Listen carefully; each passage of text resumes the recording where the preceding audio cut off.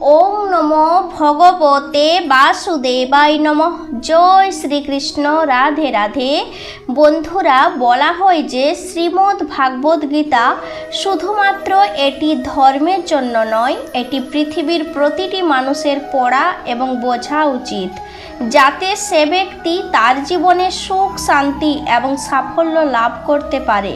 শ্রীমদ্ ভাগবত গীতায় মোট 18টি অধ্যায় রয়েছে এবং এই 18টি অধ্যায়ের শ্লোকের সংখ্যা প্রায় 700, যে শ্লোকগুলি সংস্কৃত ও শুদ্ধ বাংলা ভাষায় লেখা, তাই সবার পক্ষে পড়া ও বোঝা একটু কঠিন হয়ে পড়ে।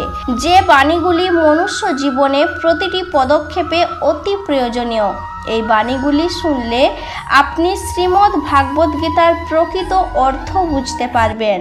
শ্রীমদ্ ভাগবত গীতার অতীব প্রয়োজনীয় কিছু কথা। ভগবান শ্রীকৃষ্ণ বলেছেন যে ব্যক্তির মধ্যে জ্ঞানের অভাব এবং ঈশ্বরের বিশ্বাসের অভাব রয়েছে, সেই ব্যক্তির জীবনে কখনো সুখ ও সাফল্য লাভ করতে পারে না। কে কি করছে, কিভাবে করছে এবং কেন করছে, এসব থেকে যত দূরে থাকবে ততই সুখে থাকবে। একজন বিবেকবান মানুষের যখন আত্মসম্মানে আঘাত লাগে, তখন সেই মানুষটি সম্পর্কের বন্ধন ছিন্ন করে দেয়।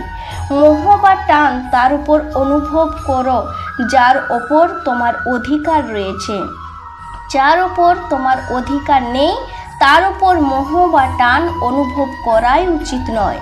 যারা অন্যের কষ্ট বোঝে, যাদের মমতা আছে, যারা হৃদয় থেকে শুদ্ধ, তারা এই জন্ম মৃত্যু চক্র থেকে মুক্ত হয়ে যায়। তাদের আর জন্ম নিতে হয় না। তোমার কর্মই তোমার আসল পরিচয়। কারণ এক নামের তো হাজারো মানুষ থাকতে পারে। যা হবার থাকে তা হয়েই থাকে, আর যা হবার নয় তা কখনোই হয় না। এই দৃঢ়তা যদি তোমার মনেও থাকে, তাহলে তোমায় কখনো দুশ্চিন্তা করতে হবে না। কর্ম এমন একটি ফসল যা একজন ব্যক্তিকে যে কোনো পরিস্থিতিতেই কাটতে হয়। তাই সর্বদা ভালো বীজ বপন করো, যাতে ফসলটাও ভালোই হয়। সদা সন্দেহকারী ব্যক্তির প্রসন্নতা পাওয়া না এই জীবনে সম্ভব, না আর অন্য জীবনে। তাই যারা অতিরিক্ত সন্দেহ প্রবল, তাদের খুশি করা বন্ধ করো। বস্তু সম্পর্কে চিন্তা করে মানুষ তাদের প্রতি আসক্ত হয়ে পড়ে। এই কারণে তাদের মধ্যে কামনা বাসনা তৈরি হয় এবং কামনা বাসনা বিঘ্নিত হলেই ক্রোধের উৎপত্তি হয়। আর ভগবান বলেন, রিপুদের মধ্যে সব থেকে ভয়ঙ্কর হলো এই ক্রোধ।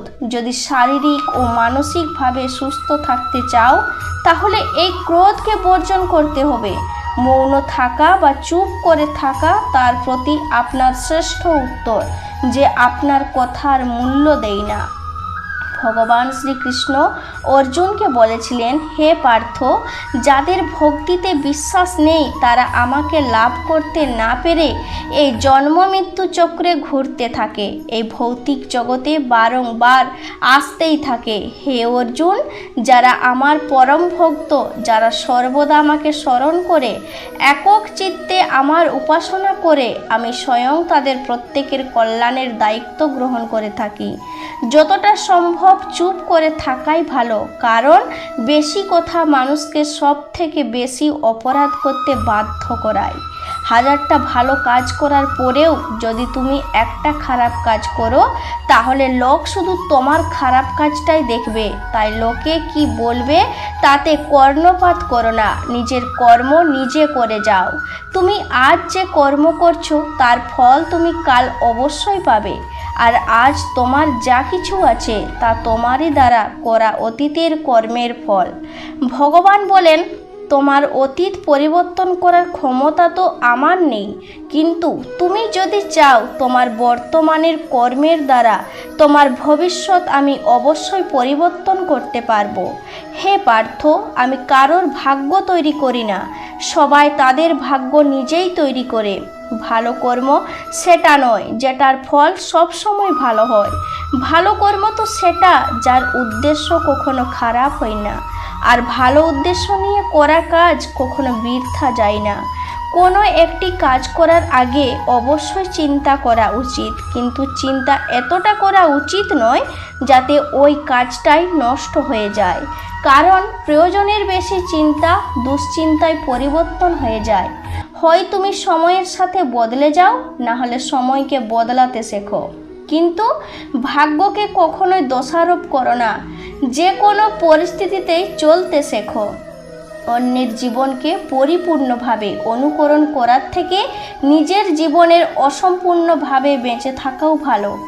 এই সংসারে কোনো মানুষের সর্বগুণ সম্পন্ন হয় না, তাই কিছু দোষ ত্রুটি নজর এড়িয়ে গিয়ে সম্পর্কগুলোকে বজায় রাখার চেষ্টা করো। তোমার কেবল তোমার কর্ম করার ওপরেই অধিকার আছে, কিন্তু কর্মের ফলে তুমি অধিকারী নও। না তো তুমি নিজেকে তোমার কর্মের ফলের কারণ বলে মনে করবে, আর না কখনো কর্ম না করার প্রতি আসক্ত হবে। ভগবান শ্রীকৃষ্ণ বলেছেন, ন কর্মণা মনারম্ভা নৈষ্কর্ম পুরুষন্তে ন চ সন্ন্যাস না দেব সিদ্ধং সমাধি গচ্ছতি। অর্থাৎ কেবল কর্মের অনুষ্ঠান না করার মাধ্যমে কর্মফল থেকে মুক্ত হওয়া যায় না, আবার কর্মত্যাগের মাধ্যমেও সিদ্ধি লাভ করা যায় না। ন হি কস্যেত ক্ষণ মিভু জাতু তিষ্ঠতে কর্মতে কার্যতে হবস কর্মস্বর্গ প্রতিজয় পূর্ণে। সকলেই মায়ার দ্বারা প্রভাবিত হয়ে নিজ নিজ কর্ম করে যাচ্ছে। কর্ম না করে তুমি এক মুহূর্তও থাকতে পারবে না। মানুষ কখনো ভালো বা মন্দ হয় না, ভালো বা মন্দ হয় তার কাজ, আর মানুষের কর্ম অনুযায়ী সে তার ফলও পায়। যখন কোনো সমস্যার জন্ম হয়, সাথে সাথে তার সমাধানেরও জন্ম হয়। তাই সমাধান বের করতে চেষ্টা করো, আজ না হলে কাল তা অবশ্যই বের হবে।